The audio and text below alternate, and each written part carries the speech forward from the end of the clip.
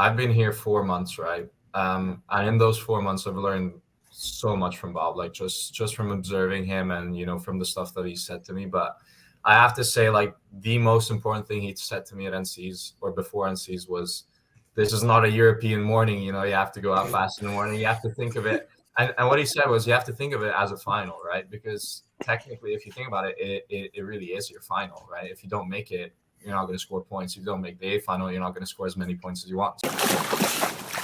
Welcome to Social Kick. I'm Brian Lundquist. We have a full crew today. Dr. John Mullen, Luke Paddington, and all of the dudes from NCAAs. In the blue corner, the angel, Gabriel Jett, 3-time finalist at NCAAs. Thanks for joining us, Gabriel. Thanks for having me. Excited to be here.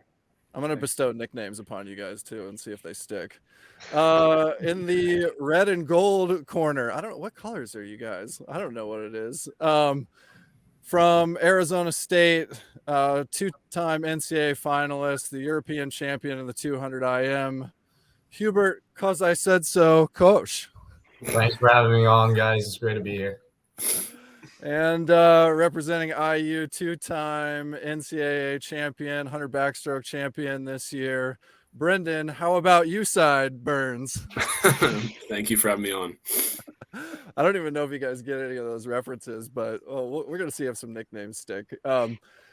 I had some intro rapid fire questions for you guys, some lighthearted stuff to get started. So, Brendan, for you, question: how long can you hold your breath?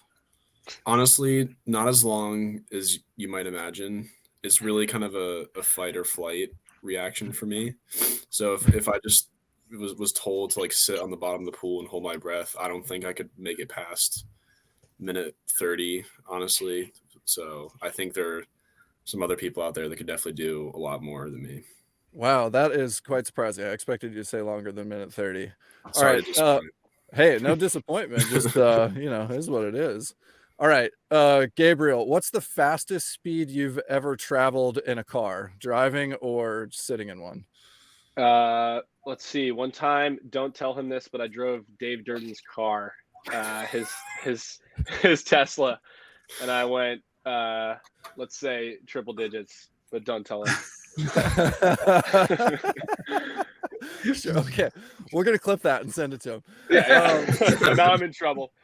All right, Hubi, if you were to have to do a swim off, we saw a couple tough swim offs at NC's this year. If you had to do a swim off, what's the worst event that you'd have to do a swim off in? Oh, 4 IM by far, like for sure. Definitely the 4 IM.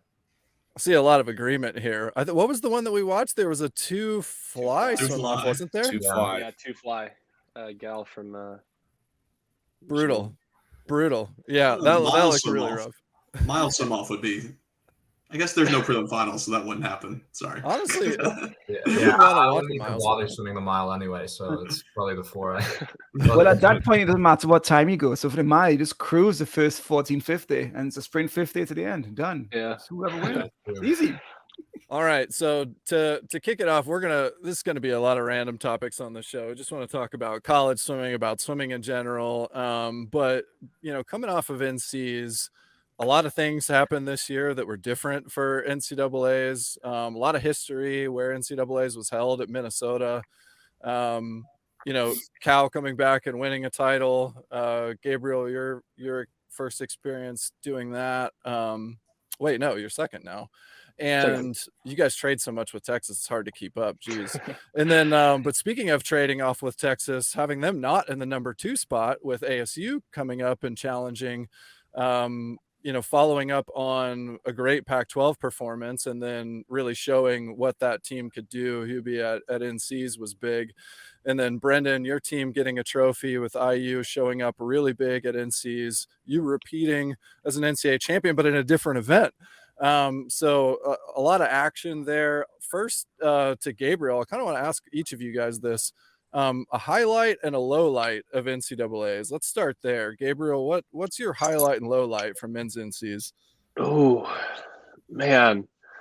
There's just so much. I'd say personally for me, my highlight was the 200 fly prelims. That it kind of came down to the last day, the team chase. It was us, ASU, Texas, Florida, Indiana. It's NC State. It's like everybody was within a small margin of points coming down to the last day. But Daria Rose and I were in the same heat right next to each other in the 2-fly last heat, and we got the top 2 seeds. And that just kind of like, I don't know, it felt like it flipped the script for us. It kind of sealed the deal. That was just, it was a really cool feeling. You know, the guys got the better of me in the finals, but that meet is 1 a.m. So it just felt so good to bring the energy and like get those top 2 spots for the 2-fly. Low light. While you think of it, it felt that way watching that too, by the way. Yeah. Like that moment, you could tell in the stands. It's like, okay, that really kind of seemed to cement it, even though you guys had to perform at night too. But yeah, it was a really cool moment, and especially like with Dari, he's the best training partner. We do butterfly all year long, like with one goal in mind, and it's finaling at the end of the year, and we did our job. I'd say low light for me as well. I had a good split. I was on the medley relay, which I didn't expect to be on, but Dave made the decision last moment to put me on instead of Dari. Split 44-4, not bad for a 200 guy. And we went 300 and got 5th place. We went a time that would have won the relay last year, and we got 5th place. It's crazy how fast the meet was this year. And I mean, props to all the other teams, of course. I mean, we got beat by ASU, who had the fastest breaststroke split in history on their relay. It's like, you can't really complain when you're getting 5th place to some of the fastest relays in history. So that is crazy. What an insanely fast meet. Hubi, your first experience going through this meet and all individual swims, not yet on any of the ASU relays, but what was your highlight and low light from men's NCs? I think I have 2 highlights, and I don't really know if I have any lowlights because it's just such a new experience to me. You know, I never even watched it, previously. So going into that, I knew what to expect because, of course, everybody told me that it's the morning swim that counts there, and you have to be really, really fast in the morning. So that's why I'm gonna have to say the 4 IM prelim was one of my better swims there, and I think so I'm a better time in the morning there than the afternoon because I really, really went for that. And to race Carson Foster like that in the morning was pretty cool to do. And then the second highlight that I'd like to say was the 2 backstroke final. To swim that event with Destin and Hugo, like 2 of the best, swimmers in the NCAAs, was really incredible to do. And to come 3rd behind them was really, really a good experience for me. And then, the 2 IM mornings or the prelim swim was kind of tough to do. It's first event. Hard to swim in the morning for me, hard to swim in the first event for me being a European. Hungarian is we kind of chill every prelim swim, but had to try hard in that. And, I didn't make the A final there, but I think I had to get that out of the way to go for it in the next 2 days. Mm-hmm. Nice. All right, Brendan, highlight and low light. I think the low light was definitely my prelims 100 fly. I was in the 2nd heat or something, just because my seat time was from, I think, our mid-season meet, which we didn't really rest for, and I would think I was 10th out of prelims after getting 9th last year, and obviously, going into the meet, I wanted to make 3A finals, and not making it was definitely kind of a tough pill to swallow. But at night I was still able to get up and move up a spot and get 9th for the 2nd year in a row, which was good. And then highlights, honestly, we had so many. I think personally, obviously the 100 back was a highlight, but I think there are 2 that really resonate with me that aren't necessarily about me, but it was definitely about the team. The first one is man, myth, legend Van Mathias having one of the best send-off meets probably ever. Just coming out of nowhere, the things he did this year, his attitude this entire year, just to see that all culminate in his best NCAAs ever by a mile was so awesome. And then the other highlight, I think, was our diving, because this is the swimming and diving championships. We are separate teams, but to have those guys, to have those elite guys go out there and do the things that they do, specifically that 3 meter final where they went 1, 3, 4, And then to watch Carson win our first ever platform diving title was just so much fun to watch, and it really energized our team. Man, going with diving there. This is Purdue swimming actually outscored diving this year with 1 point. That's breaking my heart that you're going that way already. But one of the main things that I think caught everyone's attention at end season, since none of you were involved in it, was the 50 free hold. What were your guys' thoughts maybe looking back at it now on the 50 free hold? I think everyone's in agreement they should kind of hold them, pull them up when they're holding them for that long. But in that situation, any other things you think officials or people should do during, incorrect calls? Gabe, what are your thoughts? I don't know. I don't really have an opinion on it. I just remember being in the warm down pool and just waiting for the start, and it felt like 5 minutes they held him down there, but it was just like just a titch longer than normal, and I knew that whole heat was just going to be slower just because of that start. Like you could just hear everyone go ooh, like when they finally set him off. So yeah. Hubi, what about you? Any thoughts on that or any other calls at the Yeah, meet? so for me, I'm used to going like straight away because in European meets, World Championship meets, they try to like send them off as fast as possible. And here, like I felt, especially at PAX as well, that the starts were slower, or we were being held down a bit slower than, or a bit more than usual. So it was kind of just like a different experience for, like, I didn't really know why they were doing it. I thought this was like a normal thing at NCAA. So but then afterwards, I heard about the 50 free, and everybody was like, that shouldn't have happened. So I don't really have any input to put on that, but it kind of sucks that those guys had to go through that. Brendan?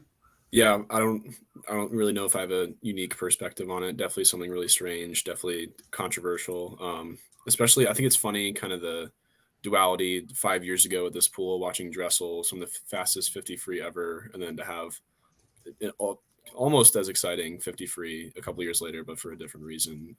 Just thought, I don't know, I thought it was interesting. Hubi, I got a question for you. You mentioned the European difference. How did you find NCs overall?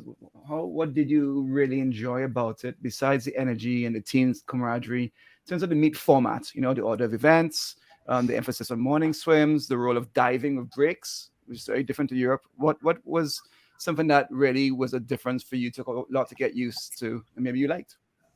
So, well, obviously the biggest difference is the morning swims. Having to swim so fast in the morning, because it's literally about just, you can win or lose your whole event in the morning, right? You have to put yourself up into the A final, otherwise you're going to fall either into the B or you might not even make it at all.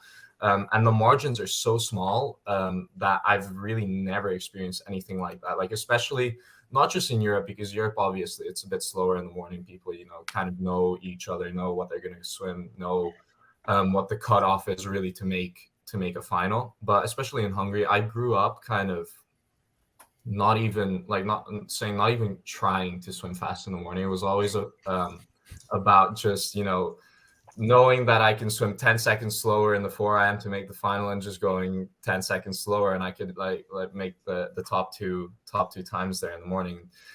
Going into NCs after growing up like that, it made it so difficult for me to wrap my head around it. And I kind of needed that, the first day, the 2 AM to fall out of the A final and kind of realize how severe, it is to make it. I needed that experience to wrap my head around it and focus up for the next 2 days. And I think the day after that, in the 4 AM, I really did well in the morning. And that was the first time I really felt that I had a good morning swim. Like, I don't think I've ever had a really good morning swim in my life, and that was probably the first one. So that's one of the main things I think was different about it. And I enjoyed that part of it as well, because it's going to help me at major competitions now for the rest of my life. Yeah, totally. Gabriel, what about the event order? We always talk about by the last day in the afternoon, you just don't have the gas you had on the very first day, and sometimes the times aren't as fast as expected, and it's just more about racing. Do you have any opinion or maybe an idea of the event order being different that might, that'll change the whole team dynamic? You have a strong day the last day, or go fast on the first day. What's your view on event order? Yeah, this is something I always think about since I swim a large variety of events, and Yeah. my quote, my event, the two flies, just always, like Brendan knows, it's always on the last day. You're always gassed. You've already swum multiple relays. Yeah, you know, multiple relays, multiple individuals. I mean, for me, I had done a 200 on the relay, 2 500s, 2 200s, 100 fly, and 2 fly prelims. By the time my 2 fly comes around, it's like you always wonder, or I'm thinking about the guy I think about all the time is Destin Lasco. He swims on literally every relay for us, and his event is the 2 back, which is the last day, and somehow he gets up and wins it every time. He's actually insane. But it makes me think, like, what if he could do a 2 back on day 1, or or what if how slow the 53 would be if it was on the last day, or if it would be faster if we could change the relays around. I always wonder. I think the lineup is good right now. I don't know. Maybe for me, like, switch the 2 free and 2 fly. Do the 2 free on the last day. Do the 2 fly on the middle day. Maybe something like that. I don't know. Yeah, John and I had this conversation during men's too, because it always seemed like the day 3 records. It's not fair to call the records soft, but like, yeah, I don't know. You made the Dressel comment, Brendan, and like, everybody knew that year that he went 39. It was like a foregone conclusion he's going to go 39, and then he barely got it. And then honestly, like, he'd be the same thing. Everybody was talking about Leon going, 146 low, and I mean, like, he went fast, right? But and obviously, like, he caught a little cold or whatever, and you could tell day 3 or day 4 he was under the weather a bit. But still, it's like trying to show up that last session and swim fast. Like, swimming is definitely robbed of like seeing the best possible performance in those events. And I would love to see what people could go in a 100 free, straight up. And I think actually once the 8 free relay moved to Wednesday, which you guys have all experienced, but like, it used to be that it was at the end of day 2. It was a 3-day meet, and the 8 free was at the end of the session on day 2 after individual 200 free. Wasn't it prelims finals too? The 8 free was not, but all the rest of the relays were prelim final. So like, you had so many more swims. And I remember like my senior year doing the 100 back final and then turning around and then doing the 8 free relay, and my legs were just toasted, and it was just like, oh man. So you get so much, but that's why, like, we get the best quality swimming in the 200 free in that 800 free relay. You almost never see somebody repeat it. So I don't know. I think that idea of changing the event order would be cool. Brendan, do you think that'd be cool to like change it up every year? I think it would absolutely be cool. And then that actually, you bringing up the 8 free relay kind of irked something. Has anyone ever actually broken 130 while winning the 200 free? I think Townley did it. I think so. Townley I don't know did, for yeah. sure. Townley did. Okay, but no one else has. But there have been 4 guys now that have done it leading off the 8 free relay. Yeah, and most of them have been leading off the relay, but I think Townley is the anomaly. But yeah. Gabriel, about this, like turning it around from 8 free relay to 5 free to 2 free. It's almost like the kiss of death, where it's just so hard to come back to that 2 free on that middle day. Yeah, it's like you're waiting for your last event, because it's like your better event, but by the time it comes around, you're like, I've swum so much. My legs are dead, my arms are dead, I can't breathe. It's like, yeah, it'd be fun to do. I want to see what Brendan and I could go in a fresh 2 fly. That'd be I really do. I remember that last day at NC's, just walking into finals, and I'm like, oh crap, I just have nothing left. I'm just absolutely like, I just need to get through that first 150 and hold on. Like no wonder Aiden won it. He did a 100 fly before, and that's it. Like, no diss to him, but he didn't do the same load. Yeah, sure. How many uppers are you taking on that day 4, like the final prelim session? How many cups of coffee you hitting before that? Oh man, so much caffeine. we did some caffeine pills. I forget how many milligrams, but it was several. Too much. And then selfishly for me, I do the 2 fly 2 back double at Big Tens, which kind of going back to what Hubie talked about. I can, I can't cruise. I can't absolutely bomb prelims, but I can definitely hold something off for the final. And that's why I definitely can't do it at NCAAs, because I'd have to go all out and I would just have nothing left. But selfishly, I mean, I'd love to do a fresh two back on the first day, or fresh two fly or something. That's something that's been in the back of my mind for a couple of years now. One thing they also used to do was every 4 years they had short course meters instead of short course yards. Hubi, what do you think of that idea of having short course meters again at NCs? Well, so this is pretty interesting. So before I came here, right, I came in December, so I started training here in December. And like a month before that, I was swimming in the World Cup series, and also in my short course nationals. So I was racing, like, I think I had 4 or 5 races of short course meters before I came to swim in yards. And when I jumped into the yards pool after the short course meters pool, I was like, what is happening here? You know, why is there an extra 2 or like 2 strokes less that I have to do here on fly? And like, it was so weird adjusting to meters after, or adjusting to yards after short course meters, because, you know, from 50 meters to short course yards, it's not even bad because it's like completely different. But when it seems like it's similar, but it's just not, it makes it super, super tough. So I think that would make for some pretty interesting races if that would happen, but I would not enjoy it, I don't think. Dude, I swam in a 22 yard pool the other day. It was the weirdest thing ever. And I'm like repping 50s, going times that I'm like, man, I'm doing stuff that I could do when I was racing. Like, what? This can't be right. This can't be right. I've swum in a 33 meter pool once in my life, and that was very interesting. You know, three laps for 100. That's kind of weird to do, but hopefully they don't make any rash decisions to put the NCAAs in 33 meter pools. So very good for that. But don't you think having short course meters and having people pop world records might gain even more attention, especially internationally?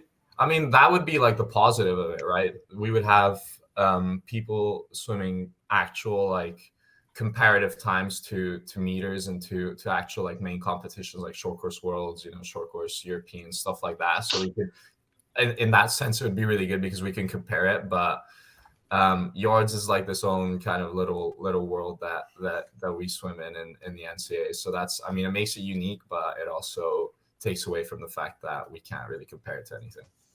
Yeah, I will say we have a bunch of people commenting on our videos that we made during NCAAs confused about what the times mean, because they'd see a time and they'd be like, what is 136?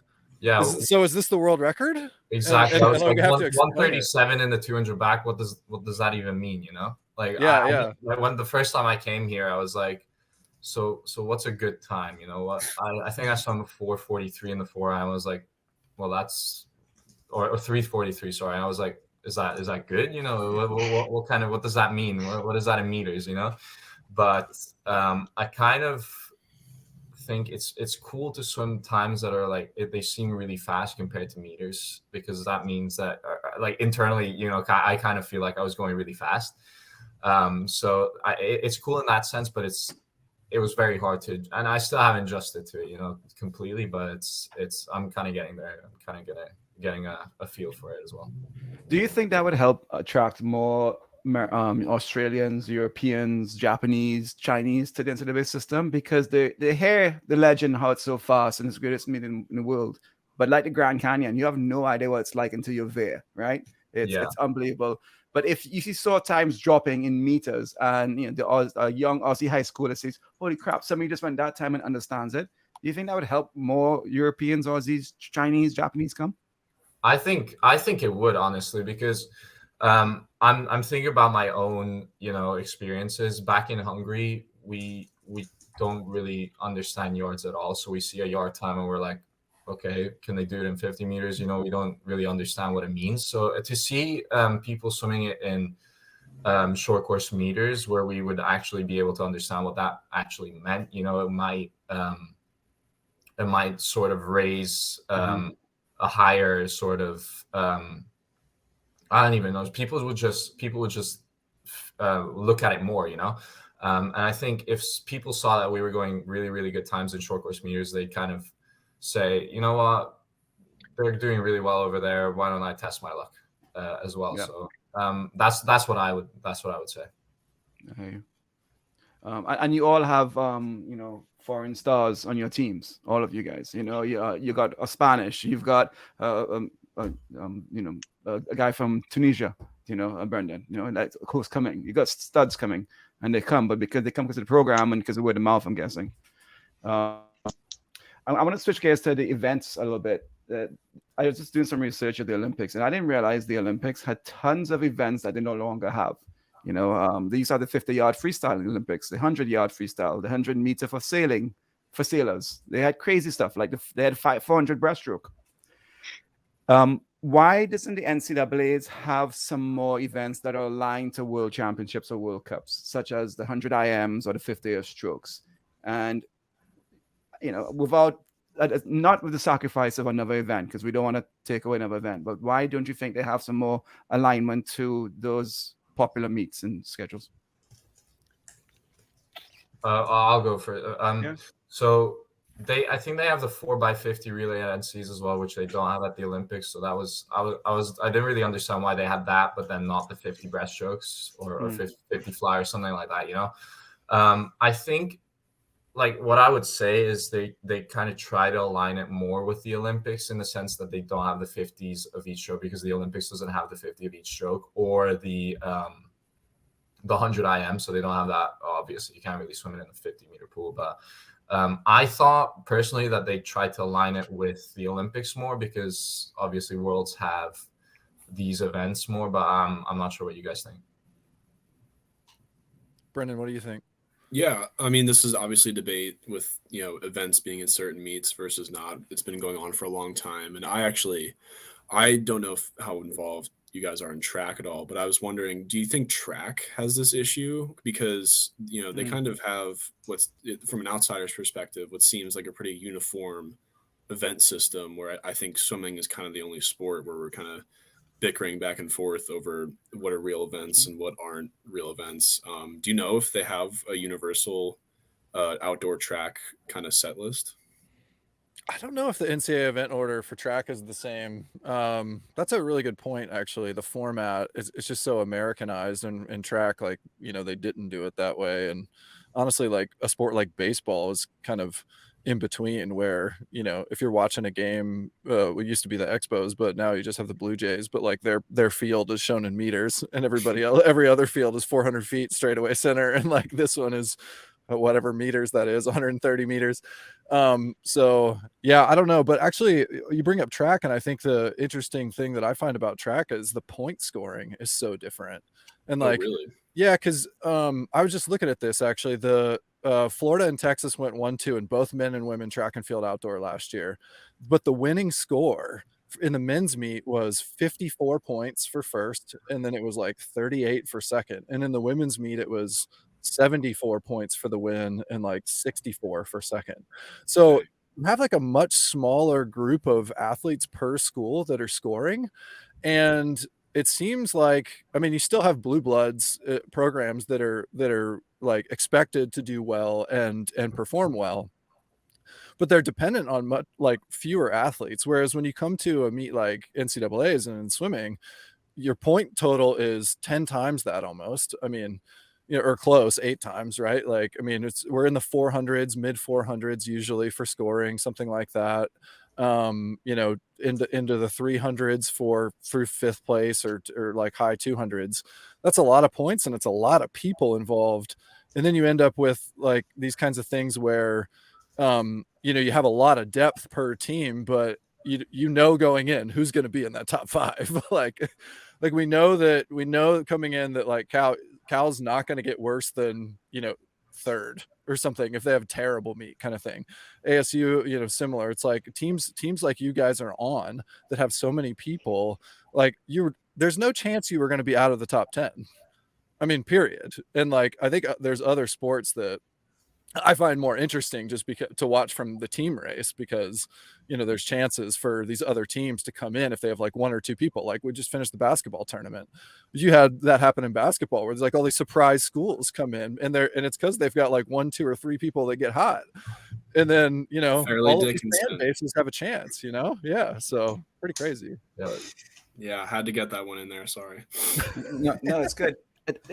Track is also interesting about how they compete. The whole idea of the top 2 qualify, and then the overall next 2 qualifiers go. So it's not the top 8 times make the final; it's the top 2 per heat. So you're about racing, and it's definitely a event where you're not racing your lane; you're racing your people. Always, right? They're always shutting down. They're always paying attention to, like, you can win a gold medal in a super slow time, because you're just a strategy race and waiting for that rabbit to kick in, waiting for Gabriel Jett to kick in at last 50s. I'm holding back for you. So what do you think about the whole idea of, you mentioned how hard and it is to qualify to the finals of the NCs.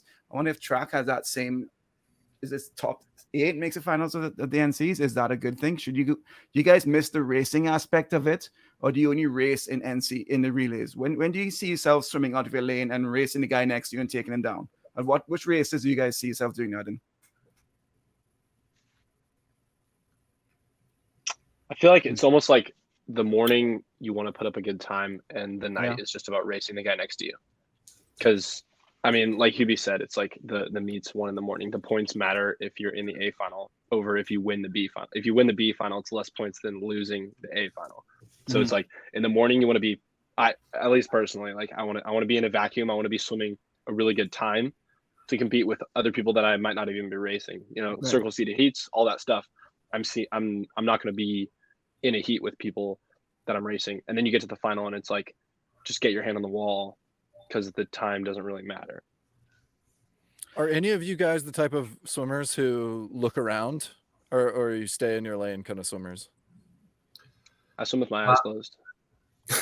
So I used to do this a lot, actually. And as I've grown up, I've kind of moved away from looking around. I'm especially in the IMs. It's very bad idea to look around in the first 50, in the butterfly, and to see where people are, because that's kind of what I did at the Olympics. I saw Duncan Scott next to me in the fly, and I came from Hungary. I was always faster than everybody in the fly, and I saw him next to me in the fly. I was like, what?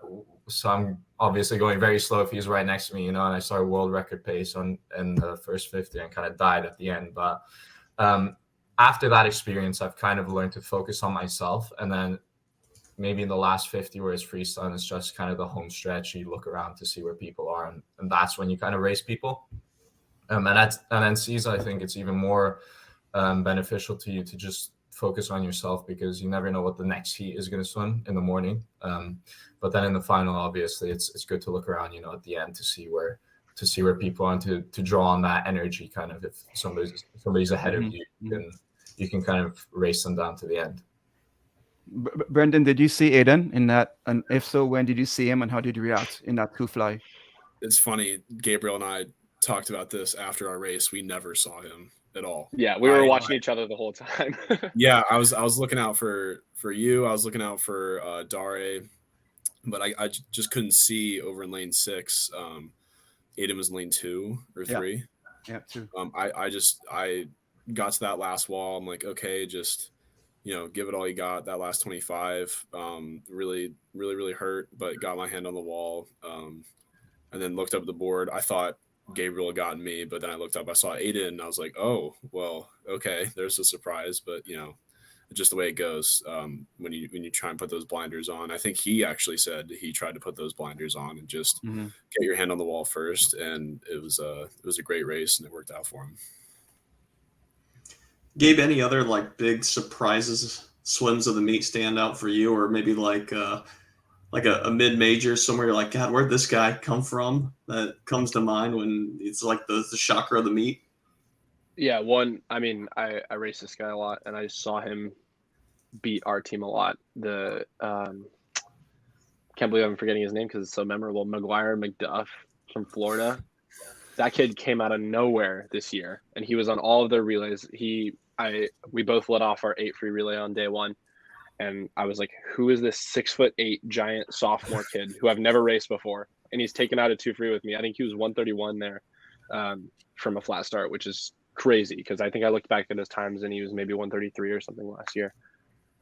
That kid impressed me. Florida just in general impressed me with their depth. They just showed up day after day and just they impressed. They were really impressive. Can't forget that name. Yeah, cool. That's name. an all-time swimming name. Yeah, actually, I remember being at U.S. Open. I think it was U.S. Open, some long course meet last year, and there was a McGuire was in a heat with this dude named Diggory Dillingham, and I remember joking around about like it was like a name off between McGuire, McDuff, and Diggory Dillingham, who had the best name.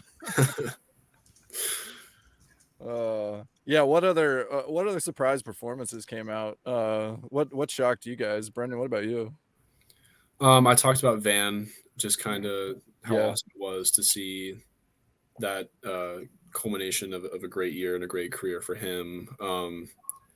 You mentioned mid majors and the South African guy from Southern Illinois who won the backstroke B finals, Ruard Van Reenen. Super duper impressive as a freshman, kind of unheralded recruiting process, and then he goes some of the fastest times in the NCAA for the backstrokes. That was just a really awesome performance for him. Definitely. I really am unfamiliar with the swimming history of Southern Illinois, but I got to imagine that's got to be one of their best performances in a long time. You each are coached by some very well-known coaches, legends, lots of experience, all of them very well accomplished, obviously. I'm going to ask each of you, was that one piece of advice that was different at this meet that maybe affected you? Like, Gabriel, did Dave tell you something that, so that to me before, that affected me? Or, did Ray say something to you, Brendan? I'd love to know a little insights that they told you on deck or at the hotel room. Gabe, take it out like you have my Tesla. That's got to be something Dave said, right? He's going to kill me. Well, yeah, one thing Dave always, he stresses this to our team at big meets, and it's just something that I always think about because it helps me, and it's swim at your level. It's this thing that Dave just always tells us. We don't, to have the performances that we need, we don't need to exceed like our level. We don't have to swim these crazy times. We don't have to swim under, right? If we do what we know how to do and we swim at our level, we'll be good. And it's something like, I just thought about race after race. I didn't have any performance that was really far beyond what I knew I was capable of. My 5 free, I was right at 4:10, which is like a little slower than I went at Pac-12s, but it was enough to get me into the A final. 2 free, I dropped a couple seconds, but that's because I knew I had been at a 130, 131 level for a while. I just hadn't gotten to show it. And I just kind of did what I knew what I had to do. Same thing with the 2 fly, just 2 139s in a row. It's nothing crazy, but it does the job just swimming at your level. And it really helps at a meet like NC's where the numbers matter than the crazy big performances one time. I mean, Cal didn't win a single event other than Destin's 2-back. That was the only event we won. We got second and third over and over and over. Me personally, I got second and third over and over and over. But we won the overall just because we swam at our level. So, Hubi, did Bob say any magic? So for me, I've been here 4 months, right? And in those 4 months, I've learned so much from Bob, like just from observing him and from the stuff that he said to me. But I have to say, like, the most important thing he said to me at NC's or before NC's was, this is not a European morning. You have to go out fast in the morning. You have to think of it. And what he said was, you have to think of it as a final, right? Because technically, if you think about it, it really is your final, right? If you don't make it, you're not going to score points. If you don't make the A final, you're not going to score as many points as you want. So the fact that he said that to me and the fact that he said, swim it like your final was very key in how I approached the competition and how I approached those morning swims. Every time I got out of bed, I was like, okay, so now it's the afternoon. I have to think of this as it's a final. And going into those mornings, I really changed my mentality towards having it as if I was swimming, a world championship final or something like that. So that was really one of the key things he said to me. So Hubi, did he say that to you before or after the 2 IM prelim?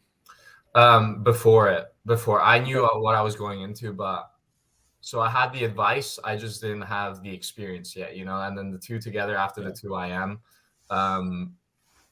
those combined helped me go into that 4 IM in the second morning. And Brendan, did Ray say anything to you before you 2 fly or any, you heard him talk to an athlete? They're like, wow, that's wisdom, man. Yeah, Ray, Ray's a goofy guy. He has a funny saying that each pool we go to, or each big meet we go to, he's like, this pool is fast if you be aggressive and get out in front. And it's funny because we've yet to encounter a pool where if you're behind, it's really fast. So he says that before every team meeting. Or it's a fast during pool every if you team win. meeting. What's that? It's a fast pool if you win. Yeah. So, we got that going for us, but he just said, always give it your best and remember who you're fighting for. And it's, just nothing other than that kind of funny saying. One takeaway about Ray, it was like how tall that guy is. I didn't realize he's like a big guy. I mean, I don't know. I'm 6'4". Like I'm a tall guy with like a sprinter build, and I saw I saw Ray at the meet, and I was just like, man, I always forget that he's like a big dude. Yeah, I mean, he was the guy back in the day, so he was pretty good. Yeah.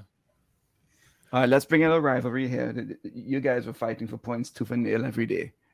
How much were you paying attention to the other teams? Like, damn, ASU is legit. They're really living up to the hype. Here they come. Or, Indiana, they see they're starting to win. What the hell's going on? How much do you guys start to, like, among yourselves or your coaches, just start to, like, get you pumped up because you don't want those Sun Devils taking you down, what have you? Talk about that a bit. Anything? Come on. So I'll go. Yeah. Especially, so this was a PAX. Going into PAX, that was my first ever points meet, or this, or no, it wasn't really my first ever points meet because I went to dual meets. But I don't really understand how the points work still, or now I kind of have a grasp for it. But going into PAX, I had zero clue what was going on. Especially after the second day, everybody was happy saying we were like 100 points up. I had no idea, honestly. I couldn't tell you how that happened and or what what I did to get points or stuff like that.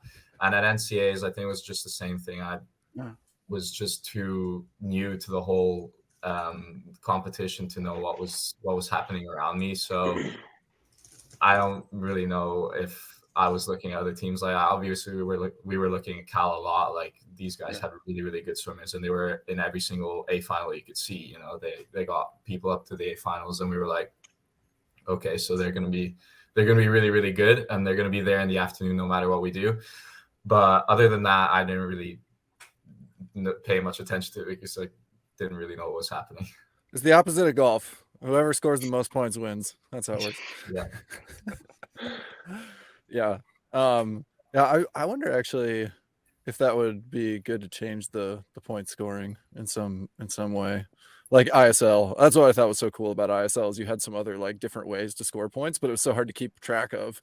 And you mentioned someone in the World Cup, you'd be like watching the World Cups in the fall, trying to figure out how the hell the point scoring works and like what Dylan needs to go to win the World Cup in the last meet. It was like nobody had a clue.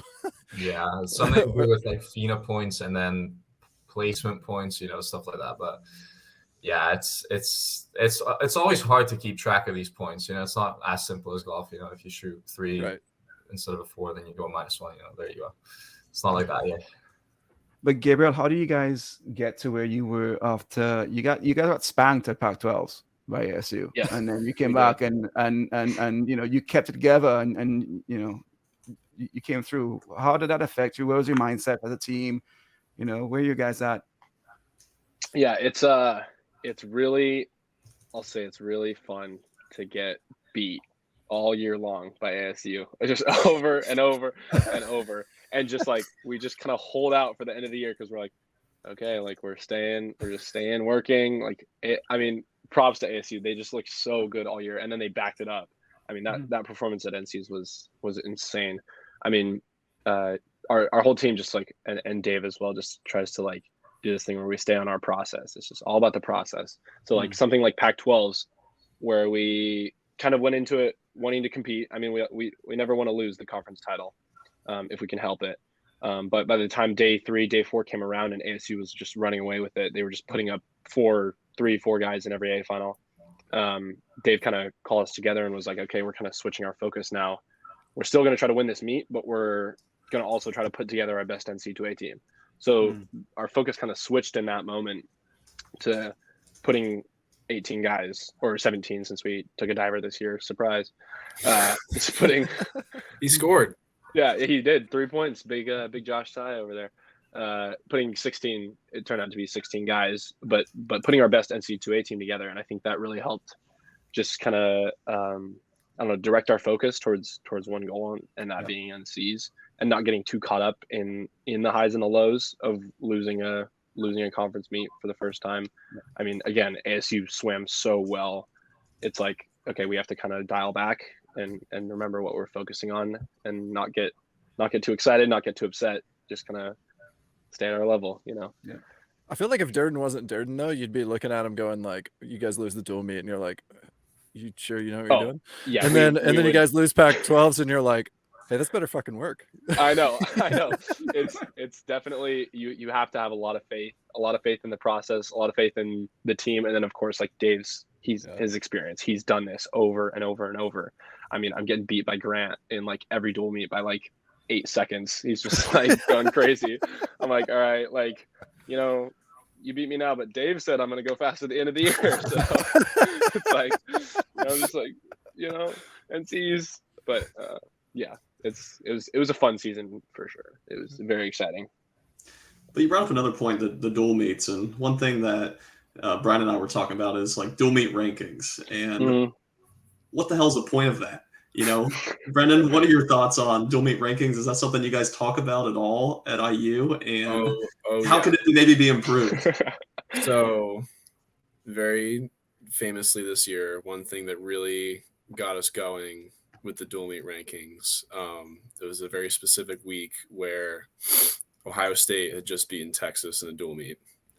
And so the rankings came out, and Ohio State was put ahead of us, even though we'd done very well. We'd just blown out a pretty good Michigan team. We'd done really well against Purdue, I think, at that point. I don't think we'd swam Louisville yet, but you know, we've been having a good year all year long. We came down to the last relay with Texas, and then we find out that Ohio State maybe had a little special sauce for Texas.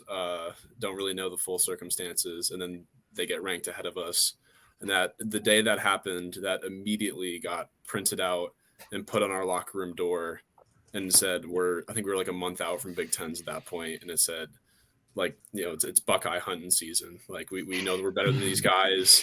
They may have just beaten Texas in a dual meet, but the times that we went against Texas, those really fast dual meet, we would have beaten both Texas and Ohio State at their respective dual meet. And it just, you know, I do think dual meet rankings are a little silly, a little stupid, but they're good for motivation. So I'll give them credit for that. Definitely good for motivation. Yeah. Do you guys think it'd be better for swimming if the dual meets actually mattered? Like, I mean, again, I'm just looking at the basketball tournament here going like, hey, what? And I tried to explain this to someone about one of my friends who knew nothing about how swimming in college worked and like what the season meant. I'm like, well, actually nothing matters until you get to NCAAs. And like, if you swim for Cal, Pac-12 doesn't even matter. So like, what does this stuff even mean? Like, why are we swimming pointless competitions that don't count for anything? I get the times matter, but it's like, I don't know. It's weird to the casual person who's looking at swimming. Like, what? I don't get it. Like, so it is, lost, because it's like, yeah, it's like you're not going to qualify for NCs in a dual meet unless, you know, you're Leon Marchand. Yeah, but you're not gonna. Yeah, you're not going to qualify. So it's like, and then by the time you get to or maybe you qualify at midseason, but then it's like, okay, you're going to swim your conference meet, qualify, and then go to NCs. It's like, why did all the dual meets like happen? It's definitely interesting. Yeah. Well, Hubi, so go ahead, Brendan. I think there's only one kind of area of swimming where I think dual meets matter. And Gabriel, you might know, you have a lot of teammates from New Jersey.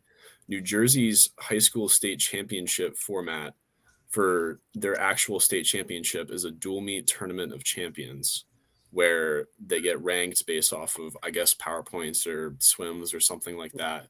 And then their overall team championship is a dual meet, where it's a bracket like basketball. And then after they do that tournament, they have a meet of champions, which is kind of where you go in and you can swim your best events and then go some fast times at that meet. So I know Jack Alexi, Destin, a couple other guys have done really well in that format. Yeah, it's interesting. I haven't heard about that from him or from them. I'd have to ask. That's really interesting. So you duel a bunch of people and then it's a final meet. Mm-hmm. Yeah. I was going to ask you, Hubi, about like racing for a team. I feel like Bob is kind of pushing this, and you weren't around for the entire season to be able to do it the whole year, but like, I feel like he's been at the forefront of hey, we should suit up and we should do this more often, and we do it in training practice, which I think every team is doing to some degree, but maybe at different points of the year where you're suiting up in practice. And then I just, from the outside looking in, it sounds like he's a big proponent of getting used to what it feels like to race in your racing suit and to be able to test out your race strategy, like in race feel, more frequently. And so I'm just curious if you think that that's a good thing. If you think that that's just being able as a swimmer now. I mean, we just saw how fast this meet is. It's crazy fast. There's obviously things that are happening now with all the swimmers that everyone, as the sport does, is evolving. You guys are all getting faster, and that's potentially one of the components of it, is being able to test your race strategy more often. What do you think about just being able to test out the race suit and race feel more frequently? Well, listen, I'm definitely on his side about that for sure. When I came here, they told me, like, I didn't know what dual meet was. I didn't really know how you could set that up and what you have to do. And then somebody told me you have to swim in your training suit. I was like, what? I'm not going to do that. I don't want to do that. And then I think 2 weeks later, Bob was like, don't worry, you don't have to swim in your training suit. You can swim in your tech suit because we're all suiting up. And I was like, thank God for that. Thank you for that. I'm really, I love suiting up in practice as well. I'm one of those guys that really loves those afternoon practices where we suit up and we try to go our best times, try and swim really, really good times in practice. And because I come from a place where we swim a lot of just long distance, monotone trainings, a lot of, these long 7-8K practices and meters. And to have those practices now with Bob where we suit up and we go like just a little tiny bit of swimming, but that's really, really fast. I love those. And to have dual meets where we do that and actually race like we're in a competition, I think that really helped me a lot before PAX and a lot before NCAAs to swim close to my best times, because obviously we didn't like taper down, we didn't shave, but we had the suits on. We kind of focused in like it was an actual meet. And I think Bob put a lot of emphasis on getting to know your race before we go into those big meets and just, be ready for those when they come. Right on. Okay, one kind of final question for you guys before we ask a few rapid fire to close is the excitement at NCAAs. So I got to go to watch the women's meet and then the men's meet. I think we were talking to some of the folks who work at the NCAA about this, and there was a DJ at the women's meet and there was like a lot of dancing going on, and then at the men's meet you had the firework things, but still it seems a little bit less than what you would have at Worlds or the Olympics, where you have like a walkout. Each person is introduced individually, and then you've got the podium has 8 people make the podium somehow, whatever that's about. I'm just curious, like what do you guys think would make NCAAs make that meet more exciting? Let's make it a bigger show, make it a bigger spectacle. I mean, and I'm going to preface this by saying that I would argue the same was true at the men's meet, but at the women's meet, Luke and I were walking outside of the pool at Tennessee going, if it didn't say NCAAs on the sidewalk outside of this pool, you would have no idea that this meet is happening in this town. And yet some of the best swimmers in the world are on display with some of the best performances that have ever been done. And like the number of Olympic medals that are going to come out of this competition is like significant to the casual fan who is aware of, the Olympics every 4 years. So it's like, I think that there's a gap there. And I'm curious what you guys each think about like what the NCAA could do to showcase the spectacle that's happening with the quality of swimming. Gabe, looks like you got a thought. I mean, it's just interesting because I think NC2As is the craziest, most energetic meet like ever. I mean, it's like I know my good friend Lucas Henvo, who joined us this semester, he talked about how like he's been at European Championships, he's been in Popovici's heat racing a 200 meter free, and it's way more people than we had packed into Minnesota. And you walk in and it's like, oh, there's like 5 rows of bleachers on each side. It looks like a little like a high school meet, and then you walk out for your final, and it's like you hit a wall of noise. I don't know if you guys think the same way, but I think I get more nervous at NCs than any other meet, like by far. And I think it's a combination of like personal stakes, like you're swimming for your team, but the energy that like gets packed into that small area. And maybe you're talking about more of a broad scale, like maybe in the college towns that we host the meet at, having more of a spectacle, but like on deck, man, it's pretty intense. It's a lot of energy.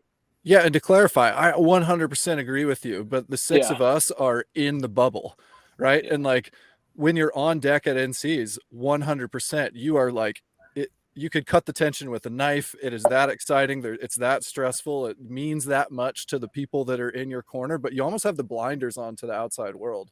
Yeah. And that is what I'm saying is like to the outside world, how do we make it a bigger thing? Was weird exiting. It was weird exiting Minnesota after every session, and you walk by their rec center, and it's like people just like minding their own business, or just like leaving and like walking in front of you. And you're like, you have no idea what's going on in that little pool. Like, there's not a line of fans out like clamoring to get your autograph right outside.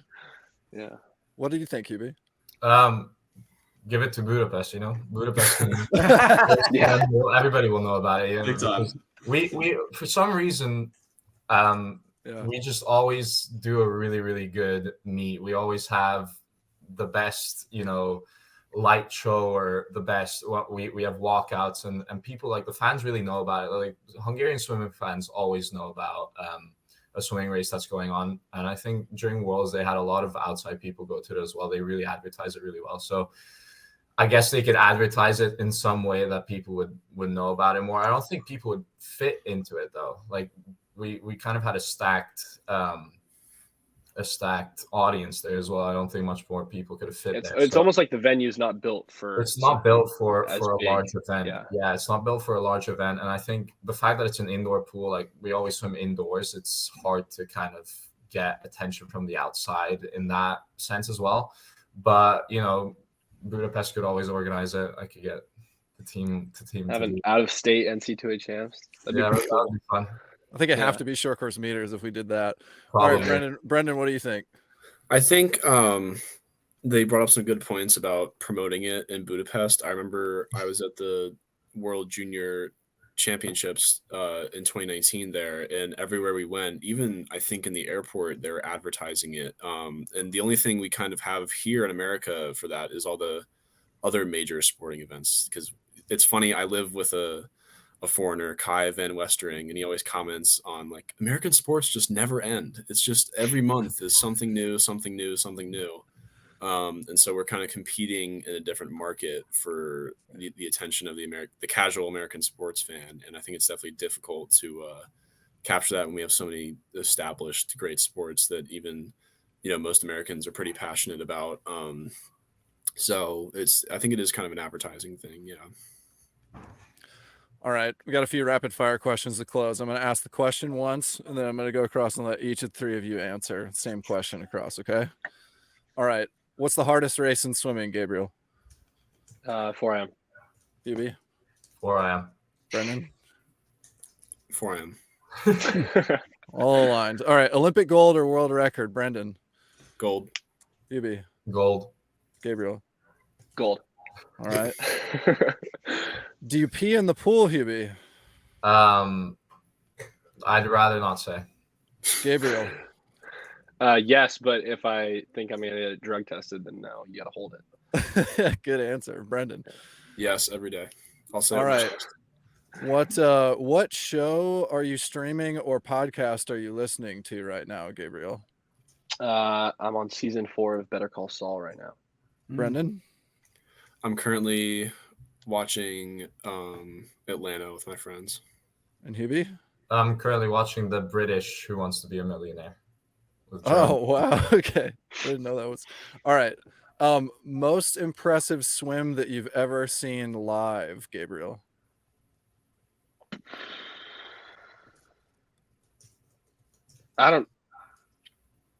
Something Marshawn. I don't even know. Probably like I think I watched the 4am at NC's. That was nuts. Under 3:30 is like crazy. What about you, Hubie? I have a 3-way tie here. I think one of them is kind of fake because I didn't really watch it, but I was like 5 meters away from it. So Popovic's world record. I swam the 2 back. And then I had 20 minutes before the 100 fly semifinals. And then I was warming down like literally 5 meters next to him when he swam it. And I was like kind of watching the screen and I saw it technically, and I was technically there, but I can't really count that. I probably have to say, and then there's another one that I can't really say that's true because I saw Milak's 2 IM world record, but I was not there in the air. I was still 10 meters away from him warming down then as well. The one that I actually saw was Leon's 4 IM in the World Championships this year or last year, sorry, and that was really incredible. What about you, Brennan? Boring answer, probably Leon's 4 IM from NCAA's. Kind of a curveball answer. I remember Kathleen Baker's 100 back at Irvine Nationals in 2018. I've never heard an outdoor pool get that loud before. It was unbelievable. Wow. Yeah, it's a special moment when you get to witness swims like that because there's an energy around, and Leon Swims for sure had that at this meet. I didn't see the long course IM, but okay, last one for all of you guys. Anybody can answer. Who wins in a 25 free? Dave Durden, Bob Bowman, or Ray Lewis? Bob Right Bowman, now. for sure. Bob for sure.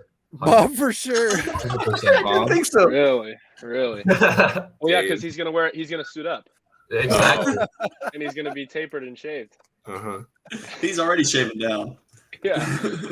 Ray's delusional. He thinks that he could train. He often says that he thinks he could train for a week and beat Lily in a 25 breast. He's No chance. insane. Yeah. No way. I'll give it to Dave. It's only a 25 Really? though. We already talked about how big of a dude he is, and if he could just carry some speed once he Yeah, hits because the I was water. gonna say Ray just with the build, you know. The build, I don't Yeah. know. He hasn't hit the water in a few. Guys, thanks so much for hanging out with us. Super fun to watch you swim live, but even more fun to just get to know who you are, and looking forward to seeing your careers progress from here.